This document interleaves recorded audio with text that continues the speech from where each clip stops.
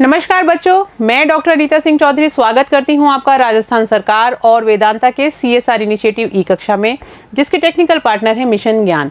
बच्चों, हम पढ़ रहे हैं आपकी 10th क्लास की बुक फर्स्ट फ्लाइट और आज हम करने वाले हैं उसका चैप्टर नंबर 10, जिसका नाम है द सरमन एट बनारस। बनारस एक जगह है भारत के अंदर और वहाँ पर गौतम बुद्ध जो थे उन्होंने अपना पहला उपदेश दिया था, इसलिए सरमन का मतलब होता है उपदेश।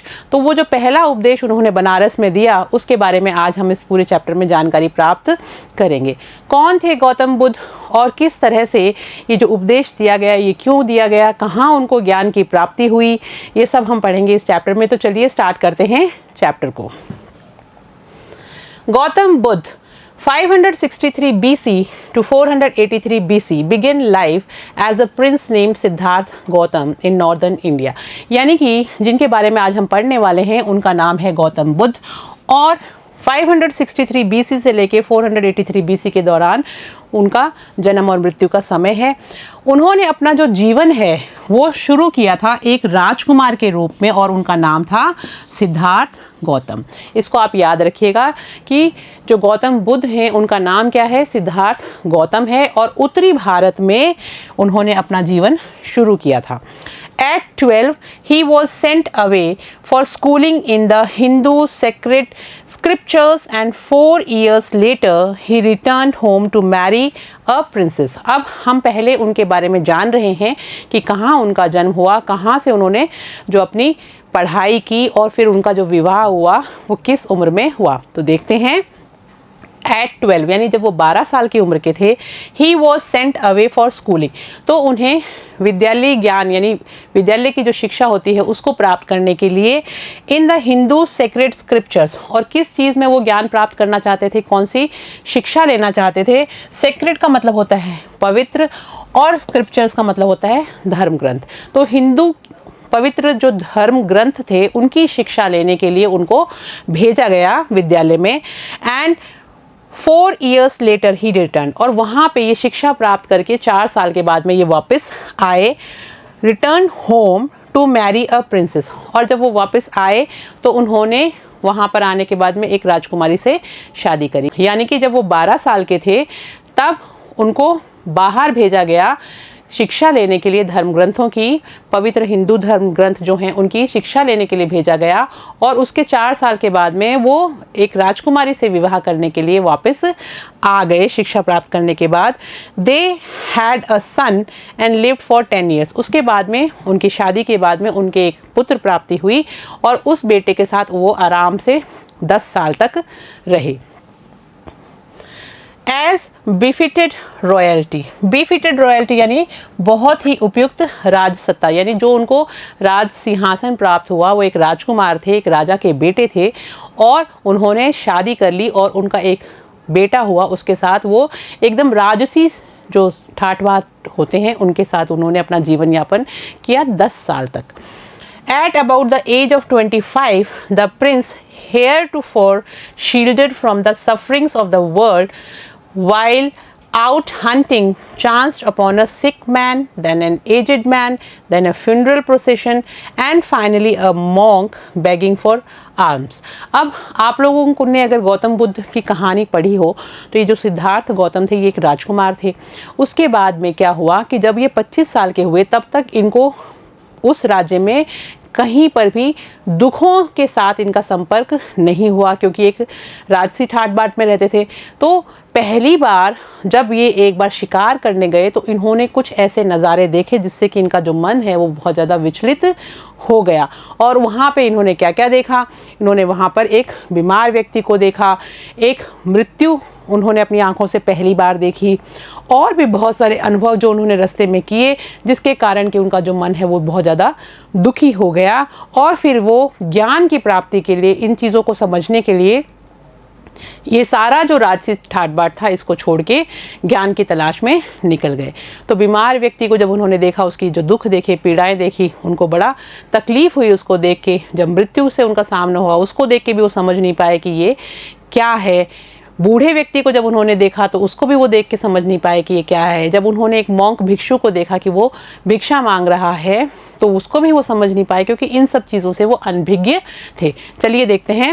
Eight about the age of 25, यानी कि जब वो उनकी उम्र 25 साल की हुई, the prince heretofore shielded from the sufferings of the world, यानी कि अब तक, यानी जब तक वो 25 साल के हुए थे तब तक उनको दुनिया के अंदर जितने भी दुख दर्द या पीड़ाएं होती हैं, सफरिंग्स होती हैं, उनसे बिल्कुल ही बचा के रखा हुआ था।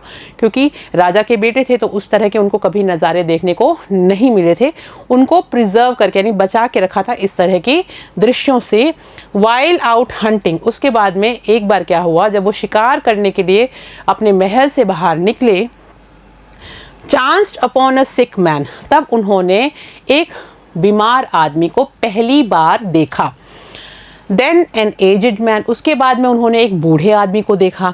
देन अ फ्यूनरल प्रोसेशन, उसके बाद में एक मरे हुए व्यक्ति को अर्थी पे लेके जा रहे थे, तो वो जो जुलूस होता है या जो अर्थी को लेके जाते हैं, वहाँ पर इतनी भीड़ के साथ में उस अर्थी को पहली बार देखा।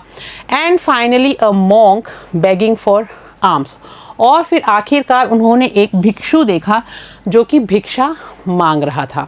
ना तो उन्होंने पहले कभी किसी को भीख मांगते हुए, भिक्षा मांगते हुए देखा था, ना इस तरह के दुख देखे थे कि कोई मरता भी है, या कोई अर्थी भी नहीं देखी थी। किसी बीमार आदमी को भी उन्होंने कभी नहीं देखा था, यहाँ तक कि किसी बूढ़े आदमी को भी उन्होंने कभी नहीं देखा था। These sights so moved him that he at once went out into the world to seek enlightenment concerning the sorrows he had witnessed. अब जब उन्होंने ये सारी की सारी चीज़ें देखी तो वो बहुत ज़्यादा विचलित हो गए। इन दुखों को देख के बहुत ज़्यादा उनके दिमाग में, दिल में ये चीज़ घर कर गई कि ऐसा भी होता है और ऐसा क्यों होता है। तो उन्होंने सोचा कि मैं इस ज्ञान को प्राप्त करूं कि ये क्या है जो आज मैंने देखा। These sights so moved him that he at once went out into the world। तो अब इन चीज़ों से वो इतना ज़्यादा उनके दिल तक तकलीफ़ हुई कि वो अब संसार में निकल पड़े। क्या देखने के लिए? टू सीक का मतलब होता है ढूंढने के लिए। एनलाइटमेंट का मतलब होता है बहुत ही उच्च तरह का जो आध्यात्मिक ज्ञान होता है उसको प्राप्त करने के लिए वो अपने वहाँ से राजमहल छोड़ के वो ज्ञान की तलाश में, आध्यात्मिक ज्ञान की तलाश में उसको ढूंढने के लिए वो निकल पड़े। कंसर्निंग द सोरो ही हैड विटनेस्ड, यानी कि उन दुखों के बारे में ये बहुत ज़्यादा कंसर्न थे, यानी बहुत ज़्यादा चिंतित थे कि ऐसा कैसे हुआ कि ये सब चीज़ें जो हैं वो मुझे देखने को मिली हैं। तो उनकी जानकारी प्राप्त करने के लिए उन्होंने घर संसार छोड़ दिया और वो अध्यात्म का रास्ता उन्होंने अपना लिया और आध्यात्मिक जो ज्ञान है उसको प्राप्त करने के लिए वो घर से निकल पड़े। कुछ डिफ़िकल्ट वर्ड्स हम कर लेते हैं।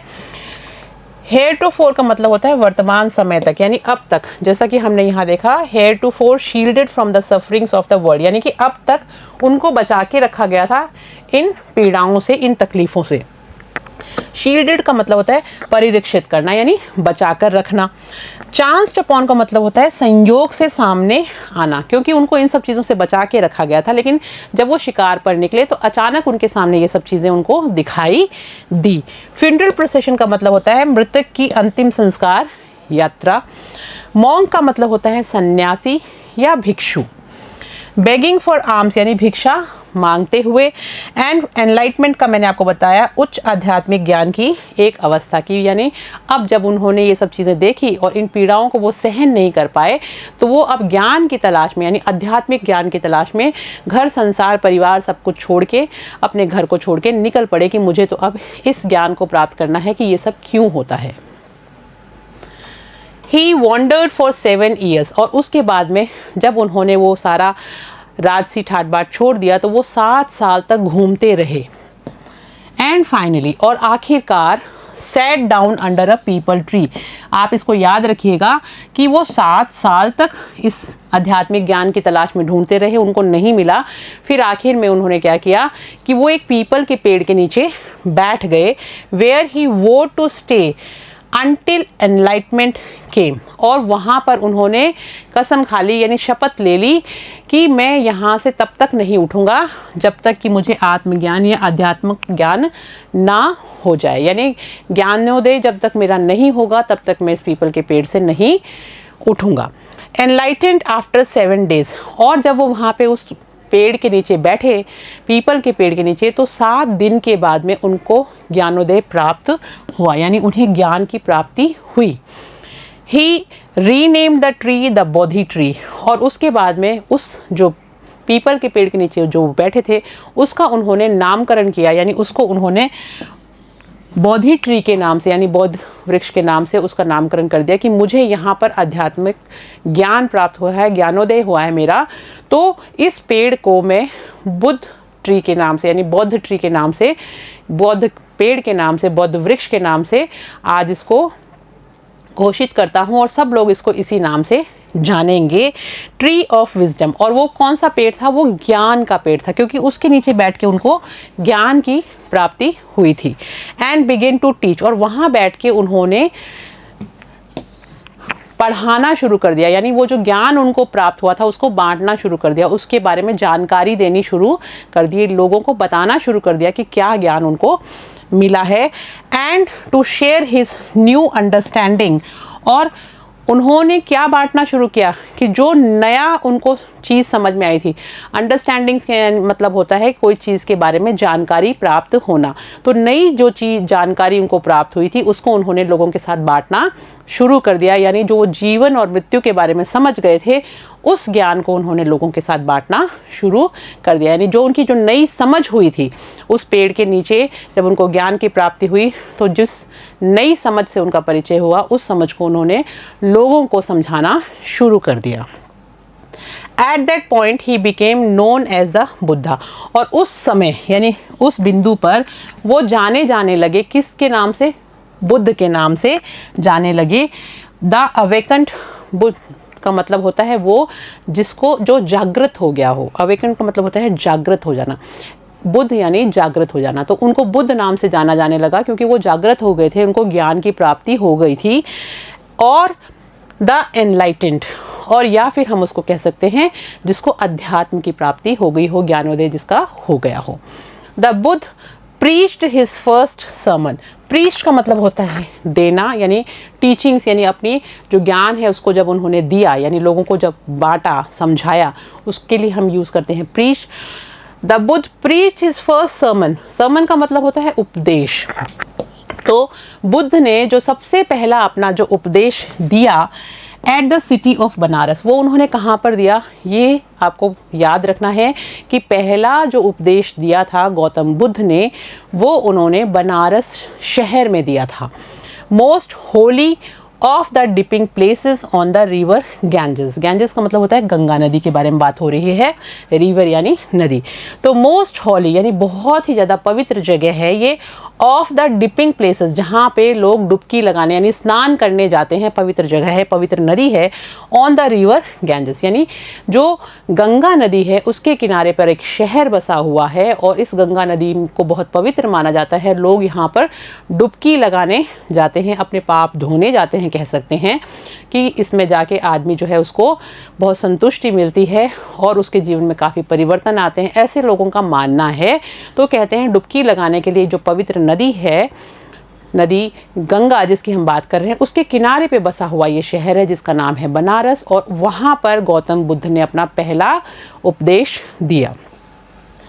That sermon has been preserved and is given here, और उस उपदेश को सुरक्षित रखा गया है, बचा के रखा गया है, और वो ही आज हम इस पार्ट में पढ़ने वाले हैं जो यहाँ पे आपको दिया हुआ है। It reflects the Buddha's wisdom about one inscrutable kind of suffering, और ये जो उपदेश है ये हमें रिफ्लेक्ट करता है यानी किस चीज़ से रूबरू कराता है, उसको दिखाता है द बुद्धास विजडम कि बुद्ध का जो ज्ञान था उससे हमें रूबरू कराता है कि बुद्ध को किस चीज़ का ज्ञान प्राप्त हुआ था, about one inscrutable kind of suffering. Inscrutable का मतलब होता है अबोधगम्य, तो एक अबोधगम्य जो तरह की जो पीड़ाएं हैं, जो परेशानियां हैं, उनके बारे में हम इसमें पढ़ने वाले हैं कि किस तरह से उन्होंने ये बताया कि हर इंसान को पीड़ाओं से गुजरना पड़ता है और जीवन और मृत्यु क्या है उसके बारे में भी हम इस सरमन में समझेंगे, इस उपदेश में समझेंगे। किसा Gautami had an only son. अब जो उन्होंने ये जो उपदेश दिया वो कहाँ पर किसको दिया? सबसे पहले दिया था किसा गौतमी नाम की एक महिला हैं जिनके बेटे की मृत्यु हो जाती है, उसको सबसे पहले उन्होंने बनारस में ये सरमन दिया, उपदेश दिया था, जिससे हमें जीवन और मृत्यु के बारे में एक बहुत ही गहरी जानकारी प्राप्त होने वाली है। किसा Gautami had an only son, यानी किसा गौतमी का सिर्फ एक ही बेटा था, एंड ही डाइड, और वो मर जाता है, उसकी मृत्यु हो जाती है। इन हर ग्रीफ, यानी उसके दुख में, she carried the dead child to all her neighbours. Carried का मतलब होता है लेके जाना। उस बच्चे को वो अपने सभी नेबर्स यानी पड़ोसियों के पास उस बच्चे को वो लेके जा रही थी, जबकि वो मर चुका था बच्चा, लेकिन वो मानने को तैयार नहीं थी कि मेरा बेटा जो है वो मर गया है, तो वो अपने सभी पड़ोसियों के पास उसको लेके जा रही थी। क्यों लेके जा रही थी वो हम देखेंगे, उससे पहले कुछ डिफ़िकल्ट वर्ड्स देख लेते हैं। मोस्ट होली यानी सर्वाधिक पवित्र, डिपिंग प्लेसेस यानी पवित्र स्नान तट या डुबकी लगाने वाली नदी, सफरिंग्स यानी दुख। तो अभी हमने देखा इनस्क्रप्टेबल यानी अन्वेक्षणीय भी कह सकते हैं और अबोध गम्य भी कह सकते हैं।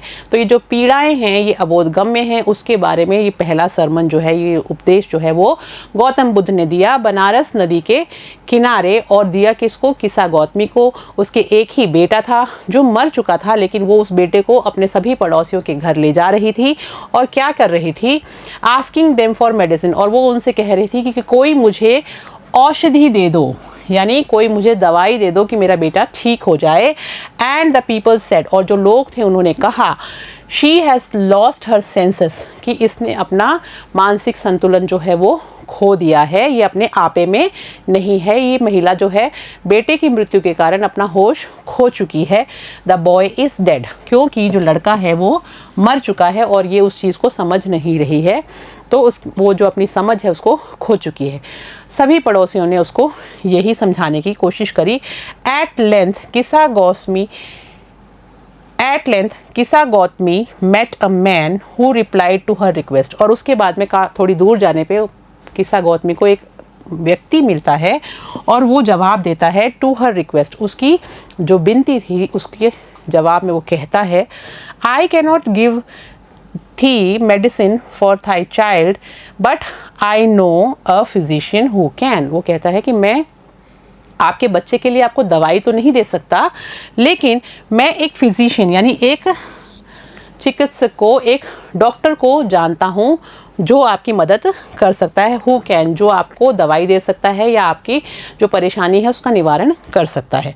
एंड द गर्ल सेड, और वो जो लड़की थी उसने कहा, pray tell me sir who is it, और वो प्रार्थना करती है कि मुझे कृपया करके बताइए महाशय कि वो कौन है। एंड द मैन रिप्लाइड, तो वो जो व्यक्ति था उसने जवाब दिया, गो टू शाक्य मुनि द बुद्ध। तो वो कहता है कि आप शाक्य मुनि बुद्ध के पास चले जाइए, वो आपकी समस्या का समाधान करेंगे, आपको दवाई ज़रूर देंगे। Kisa Gotami repaired to the Buddha and cried. Repaired का मतलब होता है फटाफट उनकी तलाश में निकलना, उनके पास जाना। तो किसा गौतमी जो है वो वापस से तुरंत उनके पास में गई, to the Buddha and cried, और बुद्ध के पास जाने के बाद वो रोने लगी और उसने कहा, लॉर्ड एंड मास्टर, कि आप ही मेरे भगवान हो, आप ही मेरे मालिक हो। Give me the medicine that will cure my boy, कि मुझे कोई ऐसी दवा दे दो जो मेरे बेटे को ठीक कर दे। द बुद्धा आंसर्ड, तो जो गौतम बुद्ध थे उन्होंने जवाब दिया, I want a handful of mustard seed, और उसने कहा कि मुझे एक मुट्ठी सरसों के बीज यानी सरसों के दाने ला दो, मुझे वो चाहिए। And when the girl in her joy promise to procure it, और जब वो जो लड़की थी उसने खुशी से, हर्ष से वचन दे दिया कि वो ऐसा करेगी, यानी वो उनको वो सरसों के दाने जो हैं वो ला के देगी, वो तैयार हो गई। द बुद्धा एडेड, तभी बुद्ध ने एक बात को और उसके अंदर जोड़ा और कहा, the mustard seed must be taken from a house where no one has lost a child, husband, parent or friend. और अब देखिए गौतम बुद्ध ने उसको क्या कहा कि तुम मुझे एक मुट्ठी सरसों के दाने ला के दो। जब वो तैयार हो जाती है लड़की की, हाँ मैं ला के दे दूंगी, तो खुशी में ऐसा कहती है। तभी गौतम बुद्ध उसमें एक चीज़ और जोड़ते हुए कहते हैं कि और ये जो सरसों के दाने तुम लेके आओगी वो कहाँ से लाने हैं, must be taken from a house, वो ऐसे घर से लाए जाने चाहिए, ये अनिवार्य है, where no one has lost a child, जहाँ पे ऐसे घर से लाना जहाँ पे किसी ने भी अपने बच्चे को ना खोया हो, यानी उसकी डेथ ना हुई हो, हस्बैंड, पेरेंट और फ्रेंड, यानी ऐसे घर से लाना जहाँ पे किसी ने ना तो अपने किसी बच्चे को खोया हो, ना किसी महिला ने अपने पति को खोया हो, ना किसी ने अपने दोस्त को खोया हो और ना किसी ने अपने माता पिता को खोया हो, ऐसे घर से मुझे एक मुट्ठी सरसों के दाने लाके दे दो। Poor Kisa Gotami now went from house to house, अब जो गरीब जो किस्सा गौतमी थी वो घर घर गई, यानी एक घर के बाद दूसरे घर में चक्कर उसने लगाए। And the people pitied her and said, लोगों ने उसके ऊपर दया करते हुए कहा, दया दिखाई और कहा, हेयर इज मस्टर्ड सीड, कि उसने जब कहा कि मुझे एक मुट्ठी आप सरसों के दाने दे दीजिए, तो बड़ी दया दिखाते उन्होंने उसको कहा कि ये लीजिए सरसों के दाने, take it. But when she asked, लेकिन उसके बाद जब वो उसने ऐसा पूछा कि did a son or daughter, a father or mother die in your family, कि क्या आपके घर में बेटा, बेटी, पिता, माता या फिर कोई भी आपके परिवार में किसी की मृत्यु हुई है। They answered, तो उन्होंने जवाब दिया हर उसको, they answered her, अलास, कि दुख, अलास एक हम एक्सक्लेमेटरी साइन होता है जो हम तब यूज़ करते हैं जब हम बहुत ज़्यादा दुखी होते हैं, तो उन्होंने कहा ओहो ओफो, ऐसे हम दुखी होकर कहते हैं ना, तब वो कहते हैं the living are few but the dead are many, वो कहते हैं जिंदा बहुत कम है, मरे हुए बहुत ज़्यादा हैं। इस प्रश्न का उसको ये उत्तर मिला जब उसने पूछा कि भाई आपके घर में कोई मृत्यु तो नहीं हुई है, तो उन्होंने कहा मरे हुए ज़्यादा हैं और जिंदा कम हैं। Do not remind us of our deepest grief, यानी कि कृपया करके हमें याद मत दिलाओ हमारे इन गहरे दुखों के बारे में, तकलीफ़ों को दोबारा से याद मत दिलाओ कि हमने किस किस को खोया है। And there was no house but some beloved one had died in it, तो ऐसा कोई भी घर नहीं था जिसमें से कि किसी का कोई भी प्रियजन जो है उसकी मृत्यु ना हुई हो। यानी किस्सा गौतमी जब ढूंढने लगी तो उसको कोई भी ऐसा घर नहीं मिला जिसमें से किसी भी प्रियजन की मृत्यु ना हुई हो। किसी न किसी की मृत्यु हर घर में हुई थी, माँ, पिता, बेटा, बेटी, बहन, भाई, पेरेंट्स, कोई भी हो सकता है, दोस्त, किसी न किसी की तो मृत्यु हर घर में हुई हुई थी। जब उसने देखा कि इस तरह की परिस्थिति है तो वो क्या करती है आगे, किस्सा Gautami became very and hopeless, अब वो जो थी वो जो काफ़ी निराश हो गई और नाउम्मीद हो गई। And sat down at the way side watching the lights off the city, और फिर वो बैठ जाती है। देखिए ये इंपॉर्टेंट है, जब वो बिल्कुल हताश निराश हो गई, नाउम्मीद हो गई, तो वो क्या करती है, एक जगह जाके बैठ जाती है। एट द वे साइड, यानी वो जो रास्ता था उस वहीं पर एक जगह वो जाके बैठ जाती है। Watching the lights off the city, और क्या करती है, वहाँ बैठ के शहर की जो रोशनी होती है उसको देखना शुरू कर देती है। As they flickered up and were extinguished again, और वो लाइटें क्या थी, वो जल रही थी और उसके बाद में वो दोबारा से बुझ रही थी, यानी टिमटिमा रही थी। कोई लाइट जल रही थी, फिर बुझ रही थी, जल रही थी, बुझ रही थी। तो जब उसने ऐसे उस रोशनी को जलते और बुझते हुए देखा, एट लास्ट, आखिरकार, the darkness of the night reigned everywhere, और उसके बाद में जो अंधेरा था, रात का जो अंधेरा था वो चारों तरफ फैल गया, यानी सभी घरों की जब लाइटें बंद हो गई तो वो रात का जो अंधेरा था वो पूरे उस एरिया में फैल गया। And she considered the fate of man, तब उसने मान लिया कि मनुष्य का या आदमी का जो भाग्य है उसको वो समझ गई, उसके बारे में उसको समझ में आ गया। That their lives flicker up and are extinguished again, इसी तरह मनुष्य का जो जीवन है वो जिंदा होता है और वो ख़त्म हो जाता है। यानी हर मनुष्य जो है वो जो इस दुनिया में आया है वो इन लाइटों की तरह, इस रोशनी की तरह चमकता है, टिमटिमाता है और फिर बुझ जाता है। ये चीज़ उसको समझ में आ गई अब इन लाइटों को देख के। And she thought to herself, फिर उसने अपने आप से कुछ सोचा, हाउ सेल्फिश एम आई, वो सोचती है कि मैं कितनी ज़्यादा सेल्फिश हूँ।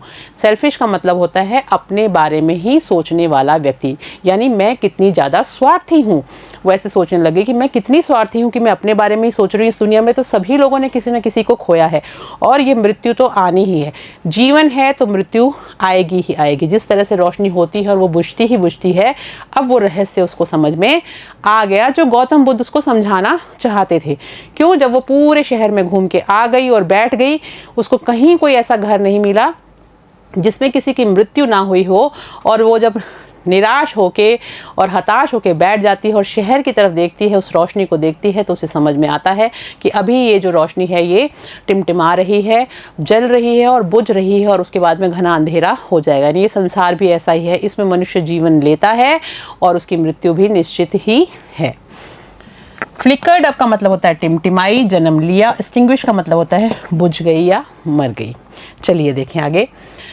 How selfish am I in my grief, वो कहती है कि मैं कितनी ज़्यादा सेल्फिश हो गई, यानी स्वार्थी हो गई थी अपने इस दुख के अंदर।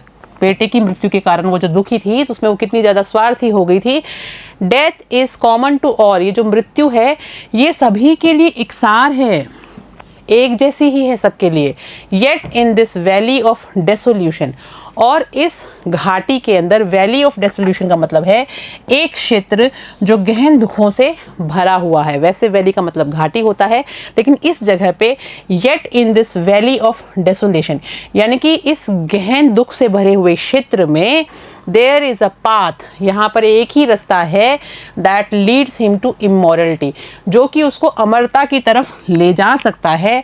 Who has surrendered all selfishness, जिसने अपने सारे के सारे जो स्वार्थ है उसको छोड़ दिया है, उसको सरेंडर कर दिया है, समर्पित कर दिया है, वो व्यक्ति अमरता की तरफ जा पाएगा। कहने का मतलब कि ये जो संसार है इसमें हर आदमी स्वार्थी है, और जिसने स्वार्थ को छोड़ दिया, स्वार्थ के आगे जिसने समर्पण कर दिया, वो अमरता को प्राप्त हो जाएगा। ये चीज़ उसको समझ में आ जाती है, जो चीज़ उसको गौतम बुद्ध समझाना चाहते थे। द बुद्धा सेड, और अब जो बुद्ध हैं वो कहते हैं, the life of mortals in this world is troubled and brief and combined with pain. Mortals का मतलब होता है नश्वर प्राणी, यानी जिसका अंत होना ही है। तो वो ये कहते हैं द लाइफ ऑफ मॉर्टल्स, की जो नश्वर लोग हैं इस संसार में, is troubled and brief and combined with pain, उसको समस्याओं का सामना करना पड़ता है, परेशानियां आती हैं उसके सामने, and brief and combined with pain, और उसको दुखों के साथ इस संसार में रहना ही पड़ता है, क्योंकि जीवन जो है वो नश्वर है और दुख पीड़ाएं उसके साथ में आती ही हैं। For there is not any means by which those that have been born can avoid dying, कि for there is not any means, यानी किसी भी तरह से ऐसा कोई भी मतलब नहीं है, बाय विच, जिसकी वजह से Those who have been born can avoid dying, यानी कि जिसका जन्म इस संसार में हुआ है वो मृत्यु को तो टाल ही नहीं सकता। यानी जिसका जन्म हुआ है, who have been born, जिसको दुनिया में पैदा किया गया है, उसकी मृत्यु निश्चित है। वो अपनी इस मृत्यु को अवॉइड नहीं कर सकता, टाल नहीं सकता, उसको मृत्यु तो आनी ही आनी है। After reaching old age there is death, कई बार मृत्यु जो है वो हमारी उम्र जब ज़्यादा हो जाती है, जब हम बूढ़े हो जाते हैं तब आती है। देयर इज़ डेथ, उसके बाद तो मृत्यु आती ही है। Of such a nature are living beings, इस तरह का जो नेचर है वो लोगों का है कि लोग ये सोचते हैं कि बूढ़े होने के बाद तो मृत्यु आ जाएगी। उसको तो उन्होंने मान लिया, लेकिन वो इस चीज़ को समझ नहीं पाए कि अगर जन्म लिया है तो मृत्यु निश्चित है, वो कभी भी आ सकती है, उसके लिए बूढ़ा होना कोई ज़रूरी नहीं है। As ripe fruits are early in danger of falling, जिस तरह से जो फल पक जाता है उसको ज़्यादा खतरा होता है गिरने का, लेकिन ऐसा नहीं है कि कच्चे फल नहीं गिरते, या जो अधपके फल हैं वो नहीं गिरते, या बिल्कुल जो कली खिलती है वो नहीं गिरती। तो जिस तरह से एग्जाम्पल दिया गया है कि पका हुआ जो फल है उसके चांसेस ज़्यादा होते हैं कि थोड़ी सी हवा के साथ वो गिर सकता है, उसका नष्ट हो सकता है, वो नाश हो सकता है, वैसे ही जो बूढ़े आदमी हैं उनको तो मृत्यु आएगी, लेकिन इसका मतलब ये नहीं है कि किसी और की मृत्यु नहीं होगी। किसी की भी मृत्यु हो सकती है। जिसने जन्म लिया है वो मरेगा ही मरेगा, उसको कोई टाल नहीं सकता।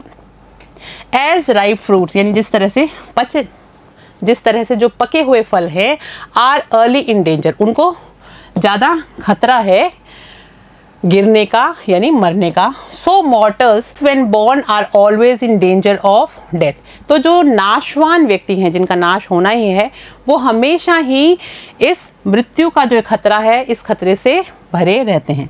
सो mortals when born are always in danger of death, तो जो नाशवान व्यक्ति हैं वो हमेशा इस खतरे से घिरे रहते हैं कि उनको मरना ही है। As all earthen vessels made by the potter end in being broken, जिस तरह से एक जो कुम्हार होता है, वो जो मिट्टी के बर्तन बनाता है, वो हमेशा आगे जाके टूटने ही होते हैं। As all earthen vessels, यानी मिट्टी के जितने भी बर्तन हैं, made by the potter, जो कुम्हार के द्वारा बनाए जाते हैं, end in being broken, वो आखिर में टूटते ही हैं। So it is the life of mortals, क्योंकि ये नाश्वर लोगों की जिंदगी है। तो जिस तरह से मिट्टी का बर्तन बनाते बनाते भी टूट जाता है, कोई पूरा बनने के बाद में कुछ दिन चलता है, मटकी बन जाती है, फिर फूट जाती है, कुछ और बन गया, टूटता है, लेकिन यानी मिट्टी का बर्तन अगर बना है तो वो टूटेगा, चाहे वो बनाते टाइम टूट जाए, बीच में टूटे, आखिर में टूटे, काफ़ी दिन बाद में टूटे, लेकिन टूटता ज़रूर है। उसी तरह से मनुष्य जो है वो जन्म लेता है और वो मरता ज़रूर है, चाहे वो किसी भी स्टेज में मरे, यानी वो बच्चे के रूप में, जवान के रूप में, बूढ़े के रूप में, किसी भी रूप में मर सकता है। लेकिन जो चीज़ समझने वाली वो ये है कि जिसने जन्म लिया है उसकी मृत्यु ज़रूर होगी, निश्चित है। Both young and adult, both those who are fools and those who are wise, उसको और समझाते हुए कहते हैं, चाहे कोई भी जवान हो या फिर वो बूढ़ा हो, बड़ा हो, both those who are fools, दोनों मरते हैं, चाहे कोई मूर्ख हो वो भी मरता है, दोज हु आर वाइज, कोई बुद्धिमान है वो भी मरता है। All fall into the power of death, सभी लोगों को गिरना है इस मृत्यु की शक्ति के सामने। All are subject to death, यानी सभी को आखिर में मृत्यु को ही प्राप्त होना है। तो इस तरह से गौतम बुद्ध जो हैं वो जीवन का जो सार है उसके बारे में हमें जानकारी देते हैं कि आखिर में मरना सभी को ही है। ये जीवन जो है ये नश्वर है, नाशवान है, मनुष्य जो है वो नाशवान है, उसका अंत होगा ही होगा। तो चलिए अब आगे देखते हैं। Of those who overcome by death depart from life, a father cannot save his son nor kinsmen their relations, यानी अब आगे और इस बात पे जोर देते हुए समझाते हुए कहते हैं, ऑफ दोज हु, यानी उन लोगों में से जो कि ओवरकम, यानी नियंत्रण स्थापित कर लेते हैं इस प्रक्रिया के लिए, इसको समझ जाते हैं, bye death depart from life, यानी कि हमारी जो मृत्यु है वो हमें ज़िंदगी से अलग करती है, ये चीज़ वो जब समझ जाते हैं। Depart from life, a father can not save his son, यानी कि कोई भी जो पिता है वो अपने बेटे को नहीं बचा सकता, नॉर किन्समैन देयर रिलेशंस, और ना ही कोई रिश्तेदार अपने किसी रिश्तेदार को या अपने किसी संबंधी को बचा सकता है। मार्क, तो इस चीज़ पे ध्यान दीजिए, while relatives are looking on and lamenting deeply, one by one mortals are carried off, यानी वो ये कहते हैं कि आप इस चीज़ को समझने की कोशिश कीजिए, ध्यान दीजिए, while relatives are looking on, कि जब तुम्हारे रिश्तेदार देख रहे हैं, and lamenting deeply, और बहुत ही गहराई में उस चीज़ को समझने की कोशिश कर रहे हैं, one by one mortals are carried off, उसी में एक एक करके जो नश्वर शरीर है उसको ले जाते हुए आप देखोगे कि कोई ना कोई रिश्तेदार, कोई ना कोई संबंधी, कोई ना कोई व्यक्ति जो है उसको लेके जाया जा रहा है। Like an ox that is led to slaughter, और किस तरह से, जिस तरह से एक बैल जो है उसको स्लॉटर करने के लिए, उसको एक बूचड़ खाने में काटने के लिए ले जाया जा रहा हो, उस तरह से हर जगह आप देखोगे, अगर ज़िंदगी की इस चीज़ को समझ जाओगे कि ये चलता जा रहा है, ये क्रम चालू है, कोई ना कोई जा रहा है जिसको मृत्यु अपने साथ लेके जा रही है। कैसे? स्लॉटर का मतलब होता है बूचड़ खाना, कसाई खाना, जिस तरह से एक बैल को बूचड़ खाने में काटने के लिए ले जाया जा रहा हो। So the word is afflicted with death and decay. तो इस चीज़ को समझ जाओ कि ये जो संसार है ये बिल्कुल भी अनभिज्ञ नहीं है इस चीज़ से। किस चीज़ से? कि यहाँ पर इस संसार में जो आया है उसकी मृत्यु होगी और उसका नाश होगा, वो ख़त्म हो जाएगा, उसको दफन होना ही है। Therefore the wise do not grieve knowing the terms of the world। तो इसीलिए जो बुद्धिमान लोग होते हैं वो इस संसार की इस ज्ञान को जो लोग समझ गए हैं वो कभी भी रोते नहीं है किसी के मरने पर, क्योंकि उन्हें पता है ये तो होना ही है, आज नहीं तो कल। तो वो प्रिपेयर्ड होते हैं, जो बुद्धिमान लोग होते हैं वो इसीलिए नहीं रोते क्योंकि वो इस चीज़ को समझ चुके हैं कि ये तो चलता ही रहेगा, जीवन है तो मृत्यु आएगी ही। Therefore इसीलिए the wise do not grieve। तो जो बुद्धिमान लोग होते हैं वो ग्रीव नहीं करते, वो दुखी नहीं होते, वो रोते नहीं हैं। knowing इस चीज़ को जानते हुए the terms of the world, वो संसार के इन सभी नियमों को समझ चुके हैं कि अगर कोई पैदा हुआ है तो वो मरेगा ही मरेगा। तो इस तरह से गौतम बुद्ध जो हैं वो पूरी चीज़ को हमें समझाते हैं। चलिए देखते हैं आगे। Not from weeping nor from grieving will anyone obtain peace of mind। अब वो कहते हैं ना तो रोने के द्वारा, वीपिंग मतलब होता है रोना विलाप करना, नॉर फ्रॉम ग्रीविंग और ना ही दुखी होना, यानी बहुत ज़्यादा गहरे शोक में हम चले जाते हैं, ना तो रोने से ना गहरे शोक में जाने से। Will anyone obtain peace of mind, किसी को भी दिमाग की शांति पीस ऑफ माइंड नहीं मिलेगा, ना रोने से मिलेगा, ना दुखी होने से मिलेगा, ना शोक मनाने से मिलेगा। ऑन द कॉन्ट्ररी, यानी इसके अगर कॉन्ट्ररी, इसके विपरीत अगर आप जाओ, his pain will be the greater and his body will suffer. तो उसका जो दर्द जो है वो बढ़ जाएगा और उसका जो शरीर है वो सफ़र करेगा, यानी उसमें पीड़ा जो है वो बढ़ जाएगी, वो और भी ज़्यादा दुखी होगा, उस दर्द को उसको सहन करना पड़ेगा। कहने का मतलब कि अगर किसी की मृत्यु होती है और अगर आप रोते हो, दुखी होते हो, तो वो तो चला गया जाने वाला, लेकिन आपका जो शरीर है, जो अभी आप जिंदा हो, आप ज़्यादा दुखी होगे, आप ज़्यादा पीड़ा महसूस करोगे क्योंकि आप विलाप कर रहे हो। तो जो आपका शरीर है उसमें समस्याएं आएंगी, उसमें दर्द होगा, उसमें दुख होगा, आप महसूस करोगे उसको, तो यानी आप दुखी होगे, वो पीड़ा आपको सहन करनी पड़ेगी। He will make himself sick and pale, और उसके कारण वो क्या करेगा, अच्छा खासा जो शरीर अभी आपका चल रहा है और जैसे आप हो, तो उस ज़िंदगी को छोड़ के अगर आप दुख करने लग गए, विलाप करने लग गए, शौक में चले गए, तो आप क्या करोगे, अपने इस शरीर को भी पीला कर लोगे, बीमार कर लोगे। He will make himself sick and pale, तो वो अब क्या करेगा, दुख में जाके अपने आप को दुखी कर करके वो खुद भी बीमार हो जाएगा और पीला पड़ जाएगा। Yet the dead are not saved by his lamentations, और वो कहता है और कितना भी ज़्यादा वो रो ले, दुखी हो जाए, विलाप कर ले, शोक मना ले, लेकिन जो मर चुका है उसको वो वापस ज़िंदा नहीं कर सकता, उस रोशनी को वो वापस लेके नहीं आ सकता। He who seeks peace should draw out the arrow of lamentation, यानी कि ऐसा व्यक्ति जो चाहता है कि उसको शांति मिले, जो शांति चाहता है, should draw out the arrow of lamentation and complain, तो उसको ये जो एक एरो है, जो एक निशान है रोशनी का, यानी जो ज्ञान जो प्राप्त हो रहा है, उसको इस चीज़ को समझना पड़ेगा।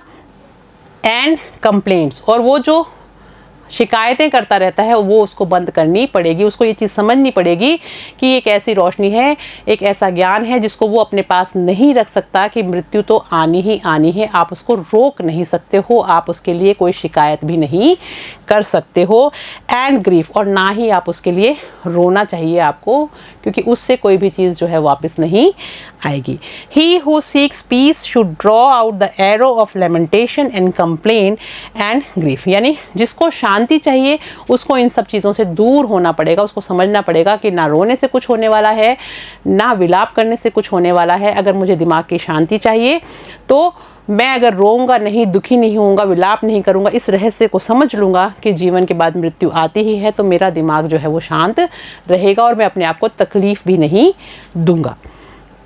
He who has drawn out the arrow and has become composed will obtain peace, यानी उस व्यक्ति ने जिसने ये निशान बना लिया है, यानी जो ये चीज़ को समझ चुका है, has become composed will obtain peace, कि जो इस चीज़ को समझ चुका है कि जीवन के बाद मृत्यु होनी ही है, वो क्या करेगा, उसको पीस ज़रूर प्राप्त होगा। कहाँ का, यानी माइंड का पीस, यानी शांति उसके दिमाग में रहेगी। ना वो रोएगा धोएगा, ना वो दुख करेगा, क्योंकि वो समझ चुका है कि ऐसा तो होना ही था। तो जब वो उस चीज़ को समझ लेगा, जब उसको इस चीज़ का ज्ञान प्राप्त हो जाएगा, तो वो दुखी भी नहीं होगा और अपने आप को कष्ट भी नहीं देगा और उसके दिमाग में शांति भी रहेगी। Of mind, he who has overcome all sorrows will become free from sorrow and be blessed.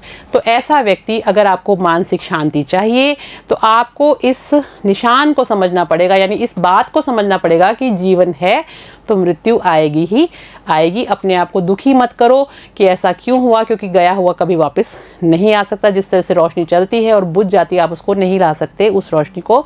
उसी तरह से ये एक एग्जाम्पल के रूप में समझाने का प्रयत्न किया गया है कि अगर आपको दिल दिमाग की शांति चाहिए तो आप इस बात को जितना जल्दी समझ लें कि जीवन के बाद मृत्यु तो होनी ही है, तो बहुत सही रहेगा।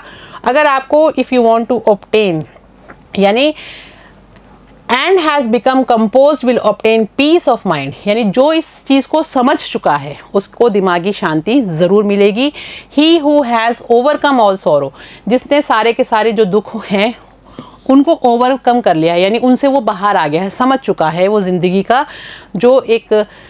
का जो निचोड़ है उसको समझ चुका है। Will become free from sorrow, वो अब दुखों से बिल्कुल आज़ाद हो जाएगा। एंड बी ब्लेस्ड, और वो ब्लेस्ड हो जाएगा, यानी उसको आशीर्वाद प्राप्त हो गया है ऐसा महसूस करेगा, क्योंकि वो समझ चुका है कि आज मैं भी हूँ, कल मुझे भी जाना है। आज ये व्यक्ति था, चला गया, कोई दिक्कत नहीं है, इसमें दुख मत करो। तो जो वाइज मैन होते हैं, जो समझदार व्यक्ति होते हैं, वो इस रेखा को समझ जाते हैं कि किस तरह से हमें दुखी नहीं होना है, और इस गूढ़ रहस्य को, जीवन मृत्यु के रहस्य को जो समझ जाते हैं, वो मानसिक शांति जो है उसको आराम से प्राप्त कर सकते हैं।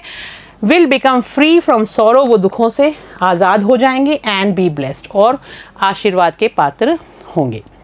तो जो उन्होंने ज्ञान प्राप्त किया, वो जो उन्होंने उपदेश दिया, उस पूरे का निचोड़ यही है बच्चों, कि जीवन और मृत्यु हमारे हाथ में नहीं है, ये चलती रहती है। हमें इसे समझना चाहिए। किसी के जाने पे हमें बहुत ज़्यादा दुखी होके अपने आप को पीड़ा तकलीफ़ नहीं देनी चाहिए।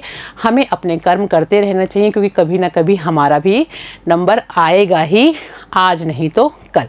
इस चीज़ को समझ लेंगे तो जीवन जीना जो है बहुत आसान हो जाएगा, और दिमाग में एक शांति भी रहेगी। तो बुद्धिमान लोगों की तरह अगर सोचना शुरू किया तो हम इस रहस्य को समझ जाएंगे। तो आई होप आपको बच्चों ये चैप्टर समझ में आ गया होगा।